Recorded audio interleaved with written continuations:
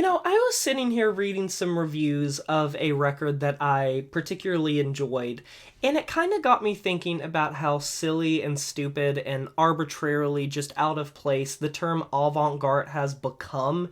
And I'm one for labels and micro-labels, and I think categorization can be a really helpful thing if you're looking for a specific style or hallmarks of a specific style and you're wanting to go in a specific direction that will lead you to something that you will enjoy. I think the internet has done a fantastic job of making all of these areas and places and terms that you can use and sift through to pretty much find exactly what you want. But I kind of have a pet peeve, and I've talked about this before on the channel.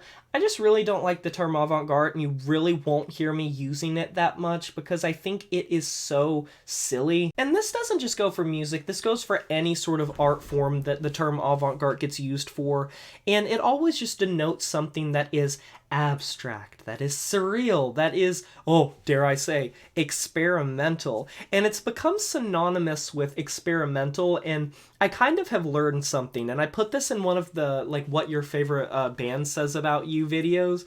I think it is just used by people that don't know what the fuck they're listening to or how to categorize it. You can just call it experimental, it's fine, we don't need a fancy term for it.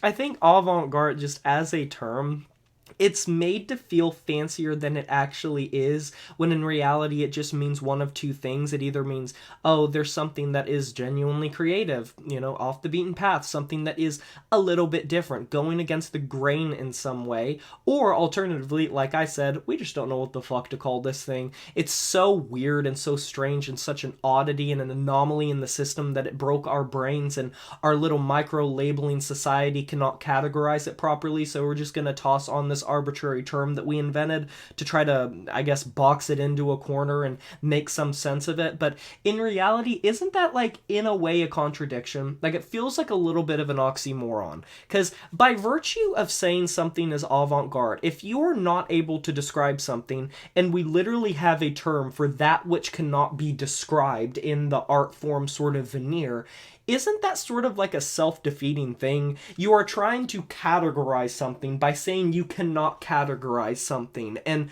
lack thereof doesn't suddenly give it credence. I don't know why I've become like a fucking philosopher in this video. I just think it's weird, and I don't really like using that term because if I'm not able to describe something properly in my own words, which that's perfectly fine, there's nothing wrong with not being able to describe something or not having the proper labels to describe something. That's going to happen with any sort of art form, and I think that is honestly like adds brownie points in the direction of whatever that art form is. I don't think anything should be above labels or being able to find a label, and if you're not able to find a label, that's fine. That's happened to me before, and most of the time I just call something experimental because I think avant-garde has become this sort of hoity-toity, like nose up to the air, pinched nose, like pinky up, like tea drinking term for any like abstract art form or philosophical concept that doesn't have a proper categorization for it, in an attempt to sound something more appealing or more imaginative or more creative than it actually is a lot of times, when in reality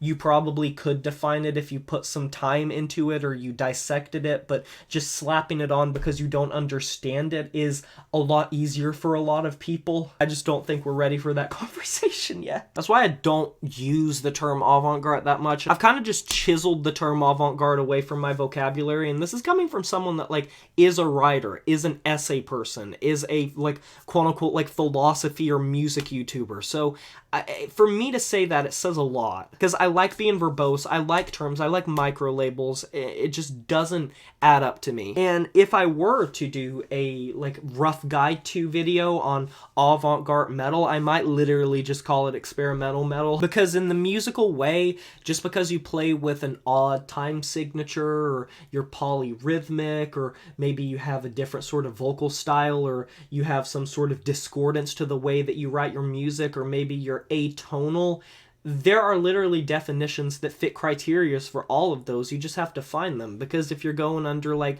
there are plenty of atonal things, like atonality existed a lot in the no wave movement, and that's one of the things that propelled it. Polyrhythmic stuff and complex time signatures and different sort of planes with vocals and layering and that type of stuff exists a lot in, like, the progressive metal and progressive metalcore gent scenes. Automatically doing something that is different than what you expect, I don't think should just automatically mean, oh, it's avant-garde. We don't need to sit here with our top hats on and our little pinkies up in the air drinking our tea and talking about how our progressive metal album is actually some form of avant-garde. We are not any better than anyone. But yeah, that's just some food for thought. That's just my opinion on the matter. What are your guys' opinions of the term avant-garde and experimental metal, or just art in general? Let me know down in the comment section below. I can't wait to hear what you guys think about it. Be sure to like this video if you enjoyed it, subscribe to join the review family today, and smash that notification bell to be notified of my future uploads. You know who it is. My name is Jay Morris, and I'm signing off saying farewell.